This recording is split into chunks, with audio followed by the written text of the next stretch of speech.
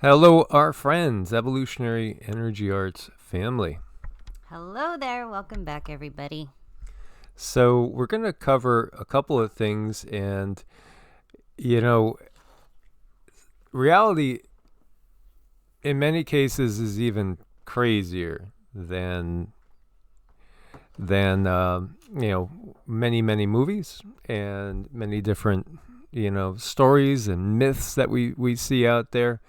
Maybe the myths and the legends, each one of them captures just a tiny piece of what really is going on.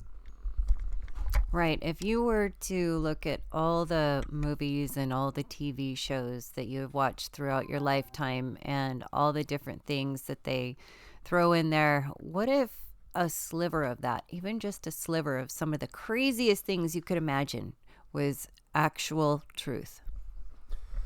So I'm sure you guys are probably, as most of us are, indoctrinated into the belief set that, you shouldn't go out in the sun without protection. You need protection from the sun. Oh, that evil sun.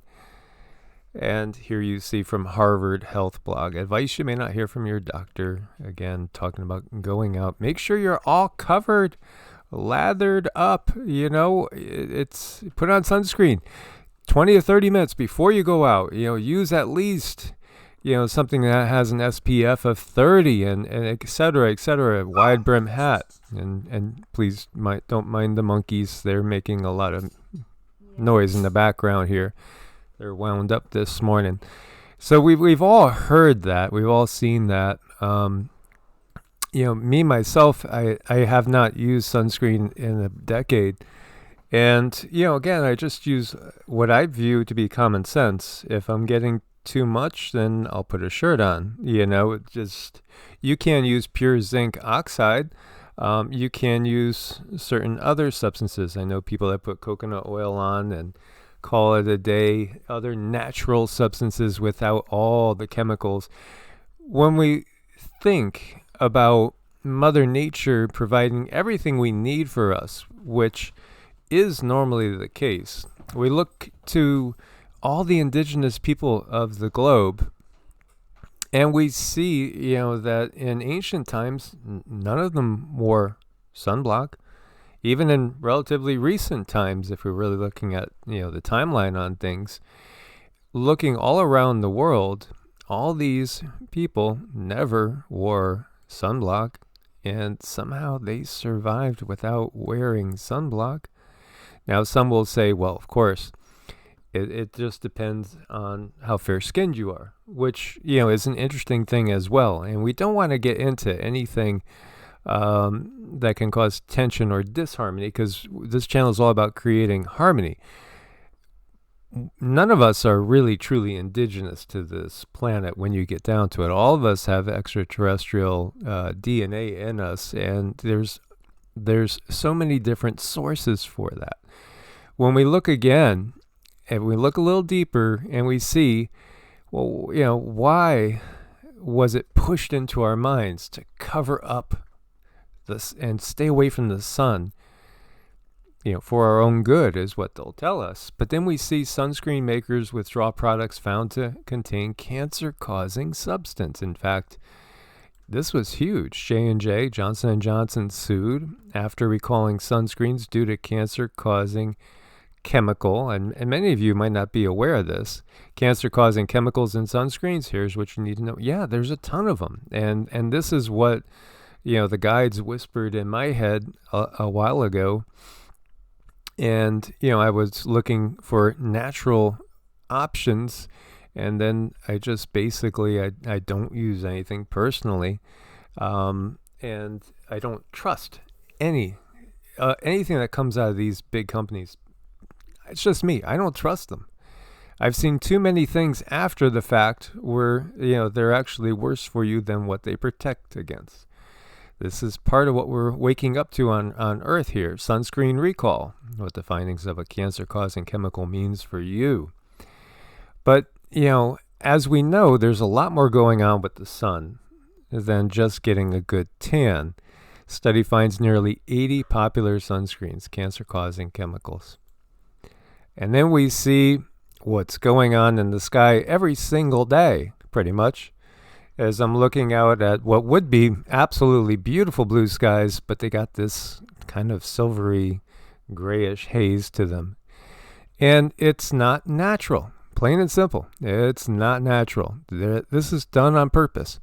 Why don't they want the sun reaching our skin? Why don't they want us doing like our ancestors have always done, and basically, being out in the sun? When you think about in the ancient days, before we worked in these buildings and, in this whole system, we were out in the sun all day long and we were fine. We were. And if you think about it, you look at these chemicals in the sunscreen, and then they're cancer-causing chemicals, and then look what they do when you do get the cancer. You go in for certain treatments from certain places, and it's almost like these entities work together. It's like, okay, here, I'll cause this problem, and you supposedly fix this problem. And all of the big corporations are like that. They all have each other's backs. They all make sure one another makes a lot of money. That's the bottom line for them. That it's just about, maybe not even just money most of the time. It's about power and control. And we've showed you multiple times that you could type in the CHEM trail word, and you're going to get a little Wikipedia saying you're a CONS piracy, theorist. But it's not the case. It's not the case at all, because there's declassified documents that show the government does this. I mean, and we've touched on this many, many times. Not just our government, most governments do this. Why? Again, there's many layers to this, and we're going to uncover a layer we haven't really spoken of before. This is a different angle, and this is looking towards the future. And some people have sensed this. I've seen people in comments say this before, and I think a lot of people intuitively are starting to understand what's really going on in the biggest scheme of things. So yeah, there is tons of declassified documentations that show there's all sorts of geoengineering programs underway. Aluminum, barium, biologicals. Why? Why really? Is it all for that catch-all phrase? Global warming. When in doubt, just blame it on global warming. And as we said, Al Gore, he made a ton of money off his books and his speeches all about that. And he said right now we'd be looking at both caps totally melted. It ain't the case. Mm-hmm. Yeah, and he's still raking it in after that. And he doesn't mind one bit, that he's done a really good job about telling everyone something that makes sure it pads his bank account. And that's, unfortunately, these are the entities that control our surroundings. They control the world in which we live, and they even put the information out there to help program us so that we could maintain the world in which they're most comfortable in. And this video is going to touch on these things that we're bringing up. We'll go into even more depth because we have one message from Laurel Galactic Federation Pleiadian High Council that we're going to share with you guys. It's a short one, but there's other info that we have gotten also in direct conversations with the guides about the beings that are really running the show remotely. And so when we look to those beings that we call the Anunnaki, we got another little Anunnaki wiki now. We're going to get double. What are they going to do? Are they going to do the CHEM trails, or are they going to do the Anunnaki wiki? That's curious to see which one's more important to them. Yeah, let's vote now. Yeah, right? What's the bigger secret here, really? Well, I think this is the biggest secret, because what we have on the planet is a government that is basically remote controlled, and not even remote controlled in densities from other beings of different densities, but getting very close to this density. So I asked Cindy, take a peek at these guys. We know what they are described as. Most of them 12 to 16 feet tall is pretty typical. They are giants, and yet we see they do have very, very human-like features. The reptilian part is the overshadowing. Now, the Anunnaki are a race. They don't like to acknowledge this, but they are subservient to the Draco. And the Draco are the ones that created this AI system that's run wild and now enslaves them. And then the Draco enslaved the Anunnaki, and the Anunnaki enslaved the Gigi, and all of them have enslaved humanity. This is how it runs downhill, so to speak. When we remote viewed Nibiru, it's pretty much a dead planet.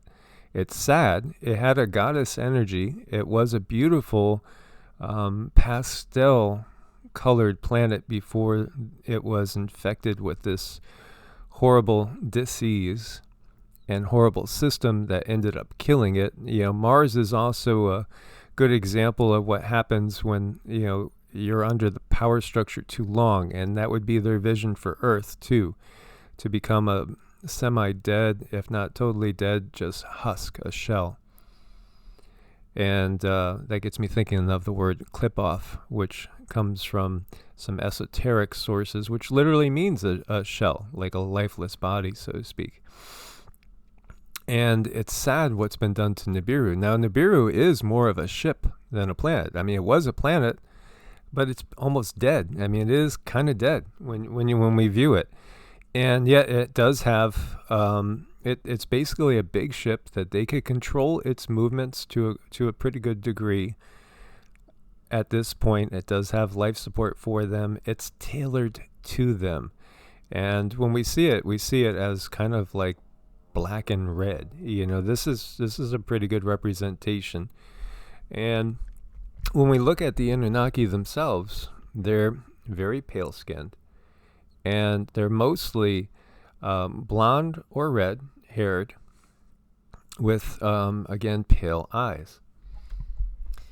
Yeah, and they have this cold essence to them. Their energy, it comes off very cold, very calculated, and you can feel there's a certain structure about their energy, that they need everything to be in a certain order. They're very orderly.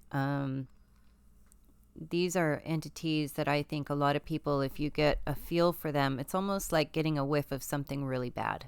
That's the same with the emotions and the feeling. It's like, oh, you just don't want to snuggle up to these guys.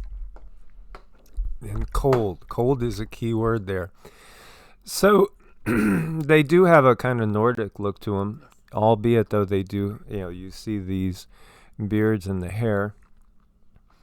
And it's, again, I want to just reiterate personally, I did, at the request of my naturopath a very long time ago, my naturopath wanted to get a marker on me genetically, so I did do what I know is, not a good thing, really, and have my DNA history done.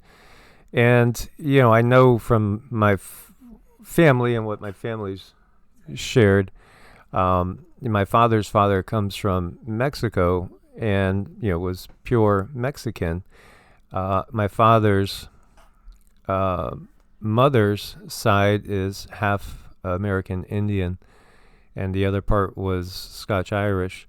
And then on my mother's side, it's basically what I was told, Irish and some sort of Eastern European, Slovakian. It's an area that has changed hands many times and not too far from the fighting going on right now. Now, when the DNA came back, it was interesting because, it said basically I was 3%, almost 3% African. Of course, at some point we've all migrated all over the globe. And, the continents that are set up right now, they weren't even this way 15,000 years ago. The changes that happen are very, very intense when we run into these, massive earth changes that many times they're not natural, as we've talked about the artificial flavoring involved.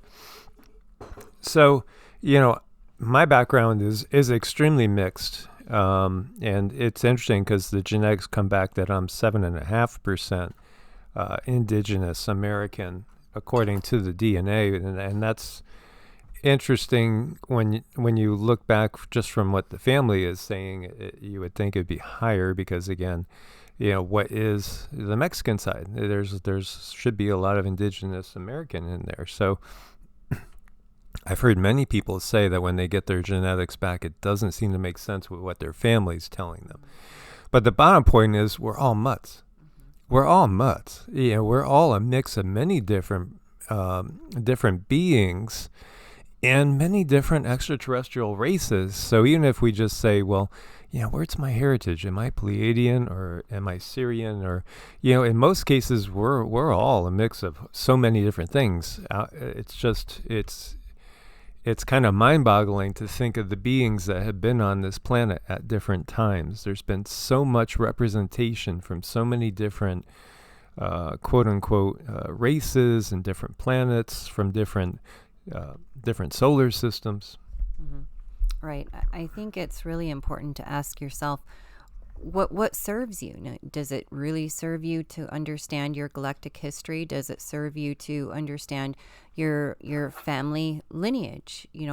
Everybody's different. Some people it might not make any difference. Some people really want to know so they can apply some identity to themselves. Some people feel really lost and they want to know all about themselves, so they want to find this information out so they have some type of way to find self-realization, because people really want to understand where they're from. And, it's interesting too, because when we look back and we talk about a creator of this universe, and we have shared that what we've gotten from the guides is that the creator of this universe is not necessarily the creator of another universe. Now, I know I have lineage that comes from outside of this universe, which is interesting and, kind of mind-boggling as well. And there's probably many of you that do too. If we were to understand what we are composite beings, and we're not doing this ever alone. Never. When we come into the flesh, there's more beings on other densities that are in support of us that are in the flesh than us ourselves. So it's something to realize. This is always a group effort. Mm-hmm. Every single incarnation is a group effort. It's kind of like, okay, it's your turn to go on the ride, and the rest of us are going to support you from the other side. We're going to cheer, we're going to wave, we're going to clap. When you're on the roller coaster and you come by each time, we're going to be like, hey, But next time it might be my turn and you're going to be on the other side. And when I look squeamish coming around that first turn, you're going to be like, you got this. Mm-hmm. That's really kind of like how it is. And again, these bodies are just vehicles for this particular ride. It's like, okay, this incarnation, I'm going to drive a Chevy. Next one, it's going to be a Porsche. Mm-hmm. Right. And what's really important to those energies that care for you, those energies that are supporting you in your human journey, is that they do not interrupt your journey. They do not create a situation where you might change what you do because you have certain different information. This is your journey. This is your time to grow. It's your time to shine. And they just want to be the support network, your backup, and all of those things in which you need to walk this path, because it's not an easy thing to do. When you come to Earth, you have now mastered the ability to manifest. So it's basically coming here to exercise your manifesting muscle, and it's really an incredible thing. So when we're here, it's like a big pat on the back. We've gotten somewhere. So these beings we're exposed to for maybe 20 to 30% of the time in varying degrees, as we ascend and descend through the yugas in a cyclical manner. You could view it as Ouroboros, which is a snake eating its tail. Seems to apparently, get you nowhere, but we do. It's really more like a helix, or even a double helix, just like the DNA. As above, so below. And so as we are moving into a new age with more DNA coming online because of the sun, because of the cosmic rays that are coming in. That's what's turning on this junk DNA, quote unquote, that's been turned off by the controllers. So when we're under their spell, so to speak, under their influence, they make the most of it for themselves, as they are very, very self-serving entities. Now they have turned away from source. And in the truest sense, the best way we could kind of think of source is basically as limitless light. And that takes me to the Kabbalah and Ein Sof, or you could think of source as limitless light. Source is truly both the void and everything that is and everything that could be, everything that will be. Everything is already kind of in the potential. Consciousness is the thing that we can't get behind. It's all consciousness first, and then consciousness manifests to go explore. And if consciousness is eternal, then, eternity is an awful long time. You might want to have a lot of different lives, so to speak, a lot of different experiences, and explore things from different angles. So these beings, these Anunnaki beings, again, we have so many myths and legends that keep coming up in the movies. How many of you guys have ever seen any of the underworld movies? The vampires versus the Lycans. The Lycans are the werewolves. The vampires are, these beings that think of themselves as better than humans, better than other species. They're the elite's elite. They really are the aristocracy. They are very self-serving. As we look at Victor in the early ones, he was kind of the head vampire aristocracy. So ego-driven, so power-driven, such, it's just ego just overrules everything. And again, they use human like cattle. They use human for, a means to an ends. And of course, the hero in this is Selene, who is also a vampire. So what do vampires like? Well, people are saying blood. Well, yeah. Again, that's life force. Ultimately, it's the chi, the prana, the vril, the life force. These definitely like power. They like control. They do things their own way. They view themselves as being above everybody else. And there's these vampire wars that go on. They also like it dark, and they exude coldness. Actually, when you start thinking about it, they do show their true nature, which when we look at this, it does look kind of reptilian, does it not? It has that really draconian air, except for the Draco are a little bit more muscular and beefier looking, but very much like this when we think about the whole vampire legend, feeding off of humans ultimately, feeding off of humans. Humans are just cattle. And they view themselves so much above them. And the Rise of the Lycans was the one in the series here where, some humans are turning into werewolves, and it's a battle between the werewolves and the vampires. And, is that talking about how they view us as nothing but beasts, or is there something else there? Because we've gotten that the quote-unquote good guys do have these super soldiers that are very much like dogmen. Very, very powerful. Very powerful. We picked that up, I think, about 6 months ago during a meditation. They were showing me these dogmen, and I know it sounds crazy, but this is what they showed me. And these entities are very powerful. They're very fast. And they're also cued to lean toward human evolution, to assist us in our journey as well. So there's many different levels, many different layers of our evolution, many different levels of our journey, and also as above, so below. So you look here on Earth and you see what's going on, and we have a lot of chaos and a lot of tag back and forth and the WW3 word being thrown around. So when you see that down here, it's also going on up there. And these are some beings that are actually here to assist us. When we were in New Mexico, actually, is we got the message that many dogmen were being waken up from a stasis because they're getting ready to literally fight the Dark Ones. That will be more and more prevalent in our reality, at some point in time, in our waking reality, even within our view. And so these dogmen, so to speak, were being awakened to basically protect humanity. Interesting. Dogs are men's best friend. Then when you look to dogs, they're all different types. Sassy's 12 pounds.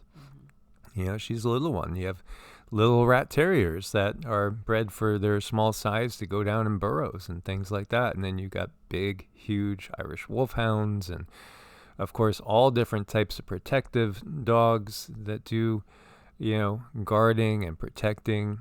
And, every dog is kind of specialized when you think about it. It's kind of like humanity. Mm-hmm. Humanity has the diversity, as we've seen everything from the little hobbit-like creatures that were alive maybe 30,000 years ago, maybe even at the Younger Dryas period, 15,000 years ago.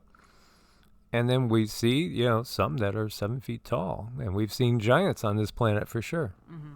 Many, many giants. And yes, there are different strains of, dogs. They do breed them for specialty reasons. Some are just to guard and protect. Some are just to be emotional support dogs. So all across the galaxy, what we seem to keep running into is where there are these specialized beings in some way, shape, or form. When you think to the movies and Batman, Gotham, it's always dark, it's always dreary, it's always kind of blah. Yeah. This is the view of the future. And of course, that's another kind of semi-hybrid person. Well, he uses technology. Spider-Man got bit. We have all these modern mythos that really, in some ways, they harken back to the ancient myths of all these different hybrids again, and all these different types of beings. When we look to Star Wars, we watch the early part of Star Wars, we see Anakin, Anakim, and Anunnaki, right? Mm-hmm. It becomes Darth Vader, and Darth Vader is really Dark Father in German. So, how can you make this up? And then Darth Vader goes from being human to he's more machine than man now.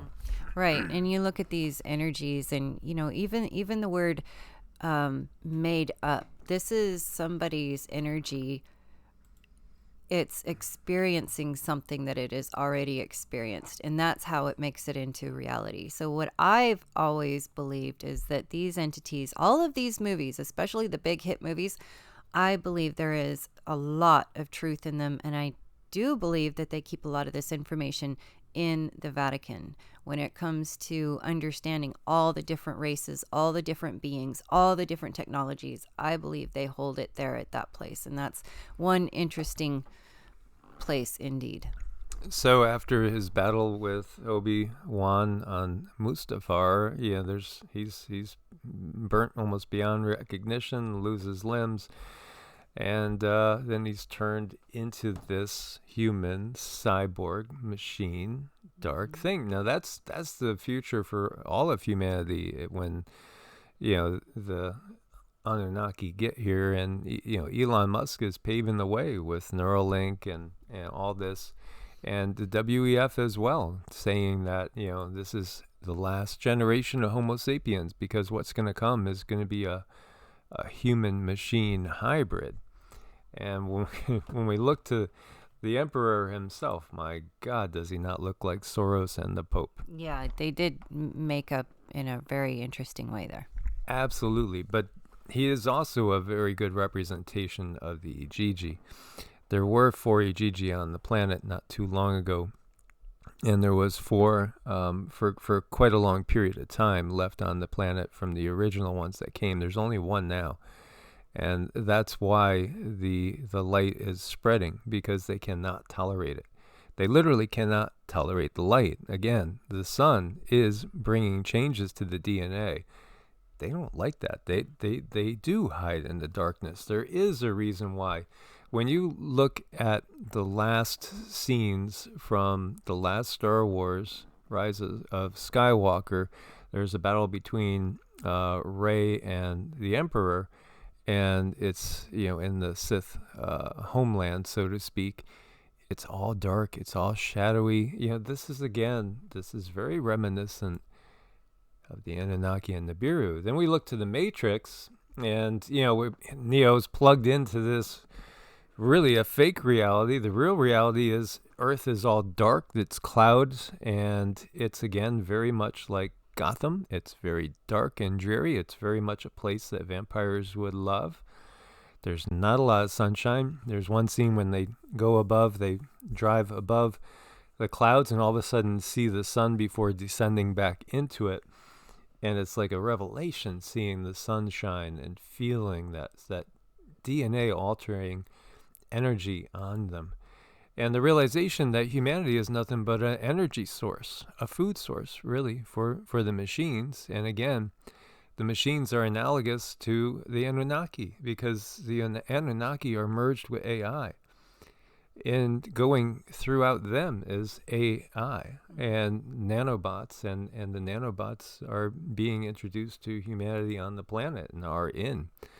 Everybody, you need to be using borax baths. You have to be detoxing all the time. When we look to Prometheus, this is the story. This is really the beginning of the Alien saga. You guys remember Aliens with Sigourney Weaver way back in the 80s, I think it was, when the original came out. Well, these are the engineers. These are supposed to be, again, the Anunnaki. And so humanity goes in search of its creators, again, the creator of the body, not the soul. The soul is eternal. And so, they're no older than us, so to speak, in that we all have source in us. Of course, many have come into incarnation and come off of, become a separated identity, at least to a degree, from source much earlier than others. And that's what we get with old souls and new souls. About 2/3, 70% of the population on Earth is what we would call new souls. And those are the people that are, for lack of a better term, a little bit more gullible, because they really don't know better. All they know is this planet. All they know is the Kali Yuga. They haven't been around as long as others that have had thousands of incarnations, or maybe 10,000, or maybe 100,000 incarnations. So they don't really know any better, and they fall for the mainstream narrative. Well, these engineers, when we find them, they're not what we thought. They're very warlike. They don't care about humanity at all. If humanity gets in the way, they'll squish them. And they have crafted many worlds, but they're also in the process of merging with AI in order to create something else, which eliminates the old them and gives rise to something that's not so nice. So cute and not very cuddly, though. So, yeah, a lot of information here to think about, but how much of it resonates? You can't help but look around in the world that we live in and understand that what we see in the 3D is not all that there is. There's definitely a control matrix, and there's other things that are lurking in the shadows that we're not privy to, but we are becoming more and more awake and gaining that perception of the different densities. Absolutely. And then we go to Dark City, and this one kind of tells it all. And this one, nobody notices that it's always night until the lead character is waking up to the reality that everything is BS, and that they're under the control of these controllers, who again are representing the Anunnaki. And what's interesting is when you kill them, because they actually are inhabiting the corpses of killed humans, and they're nothing like what they look like there. Just like the Draco are manipulating and controlling, even the Anunnaki on fourth density are overshadowed by the Draco and other dark beings. Well, it's all one big experiment. They're trying to understand the soul and what makes humans different, because they don't have a soul anymore. And that's also what we've gotten when we talk about the Anunnaki, is that they've merged so much with this AI darkness, very much like a vampire legend. What happens when you kill a vampire? There's just nothing there. It's gone. What happens when a person dies? Well, they go to the in-between, so to speak. They go to the astral. They, look at what they learned, and then they go ahead and plan for another incarnation, and incarnation after incarnation, until we decide we're going to return to source. It's a personal choice, and their consciousness goes on with these beings, because they've merged with this AI hive mind that is really just blackness. That is where they go, to the blackness. So they don't understand us anymore. And they do live extraordinary long lives, like the vampires. They view themselves as immortals, but they're really not. We're the immortals. This is the difference. Everything is upside down, inside out. Sure, this shell could be destroyed, but we go on. Their shell is destroyed, they don't go on. Right. And when my attention is directed to someone's loved one who has passed on, I can get the thoughts and emotions from that loved one that has passed on. But when I directed my attention to these entities, it just went black. It's like, it's just out like a candle. And then what really concerns me is these days, there's so much AI coming forward, and they have all these like anti-aging commercials, all these beautiful people. Well, it really seems like they're going to come up with some kind of AI that's going to make everybody look very young. However, if you can no longer afford this AI, or if you can't upkeep it, you're going to age. And that's not a good thing. But I do feel this plan coming into place where AI is going to, it's going to wrap itself more and more around our soul, and give us some sort of eternal life. But it's going to be at a cost. Absolutely. So they do experiments. They even change people's lives in entirety, where, they might be in one life where they're rich, the next one they're going to put them into a life where they're absolutely poor, and just see how they respond, see what each soul does. And it confuses them, because each soul is unique. And the main character, he's able to do what they can do. So they can actually change the world with their minds. They could run their machines with their minds, and they have a hive mind collective. But he is able to do it as well. And it's all done through the pineal gland. And this terrifies them, because he actually ends up being more powerful than they are, because they're disconnected from source, just like the Anunnaki and the Draco. They are disconnected from source. So we are actually more powerful than they are. And that's the whole gist of this, as he ends up, destroying them and their system. And he recreates Earth into a beautiful paradise. Well, he recreates the spaceship they're on, that they think is the Earth, and moves it into the full sunlight, and creates a beautiful beach and all. Many of you guys probably have seen the movie. If you haven't, Dark City is kind of it's known as the Matrix before the Matrix. So now we're going to play a short message from Laurel. This is the Galactic Federation Pleiadian High Council, speaking about the vampire legends and the Anunnaki. Compared to vampires are similar to the reality that they portray. What they are trying to do is become more congruent with their own surroundings, hence making their frequency more comfortable with the frequency or the change in frequency on your planet, just as you are comfortable with clean air, trees, food, water, sunshine. They are more comfortable with the cold, the dark, the dreary, the depression. These entities are trying to create their own surroundings, as we all have this ability to create our own surroundings, our own understandings, perceptions, ideas. They are creating it on a 3D level so that it may make them more comfortable in their own frequency when these energies permeate your planet. It can create a more permanent, comfortable home for them. As you know, the evolution changes your understanding of your reality. You have the option to also create your own environment and not allow them to intrude on your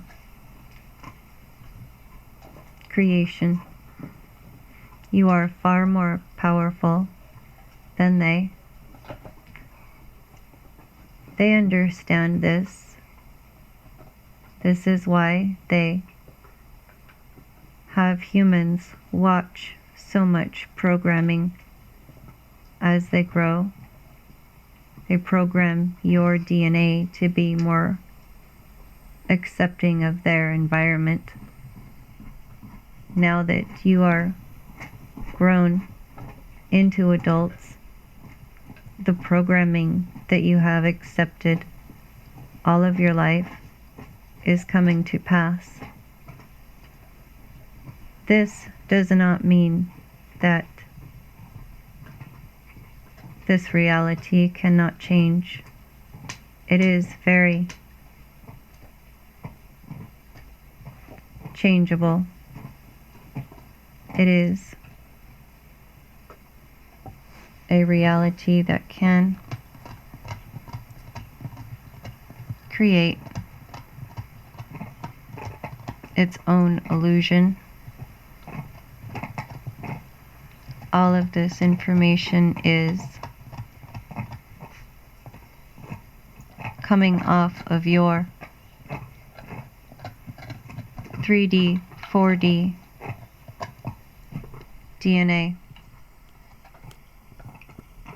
and allowing this energy to accumulate around you, thus building their climate to be more comfortable for their own convenience. We do hope we are able to explain this to you clearly.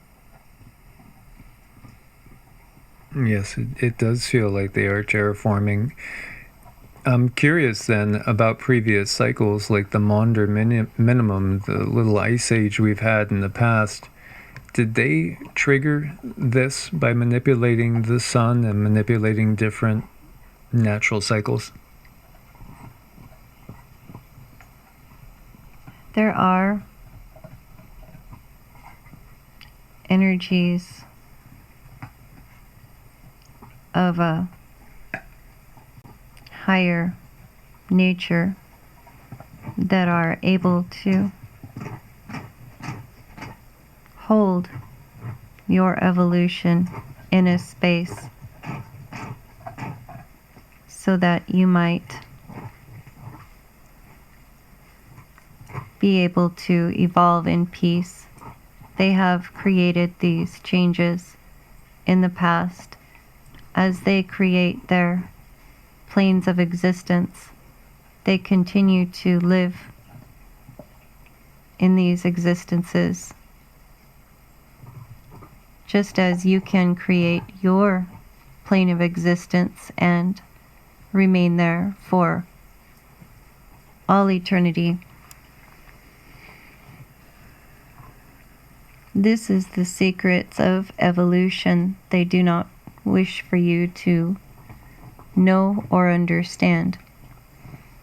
We are extremely limited in vocabulary words for these changes. We are hoping with the new energies that are coming in, the new cosmic rays, you will reach these understandings and accept them and create your own environment so that it is safe and exclusively for you, as many other entities have done that are surrounding you. They are assisting you to gain your own freedom in many different ways, speaking to you through the ether, speaking to you in your minds, helping you come to these new understandings that will create your surroundings and your permanent heaven on earth.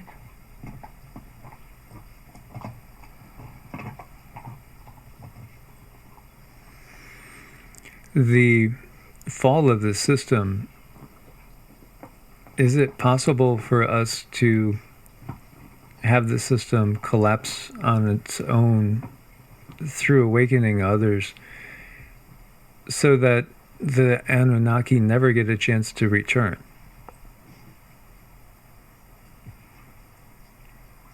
As your time cycles, these energies will find their permanent home in the universe and remain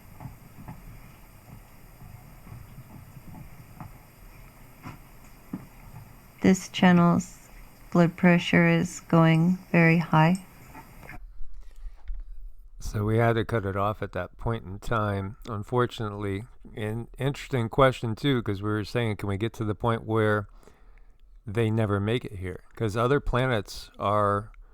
There's many planets that we don't see. Actually, there's probably at least 40 planets in our solar system, but they're in different densities. And so, as we had said, at some point in time, Nibiru and many others are going to become very visible to human eyes. And right now, there are humans that can see certain planets right now because everybody is evolving at their own pace as well. And so, the powers that be then started to put the squeeze. There's always entities that try to interrupt when we're trying to share this info with you, and they will get as close as they can, and they'll do whatever they can to keep the information from getting out. Yeah, I mean, it seems like they do go after the heart quite often, when the blood pressure goes up. But yeah, I mean, we can pick up where we left off at some point and get more information on that, so we have a clearer understanding of how to create our world so that we are not in a system that is ruled by people who simply want control and to be served. Absolutely. And we have way more power than they want you to think. We're not bound to them in any way, shape, or form. When we start to be tricked into using things they want us to use, and we start that slow process of merging, that's something to be avoided at all costs, because that's what their goal is. They want to have us merge with them so they could keep us with them all the time. And that's not my vision of heaven on earth at all. No, I mean, it's like this slow process, this slow squeeze, to get energies to remain with them. And it is very much like they're creating their own I want to call it their own ether, because we have this etheric realm around us. And with all of these devices that we've been given, all of these technologies, they all put off their own EMF, and that can actually trap the energies there in their ether that they have created. Mm-hmm. So we hope you guys find it interesting. Share your comments, share your thoughts, and do share what you want to hear more about. Let's, put it out there for you guys. What hidden history do you want to uncover?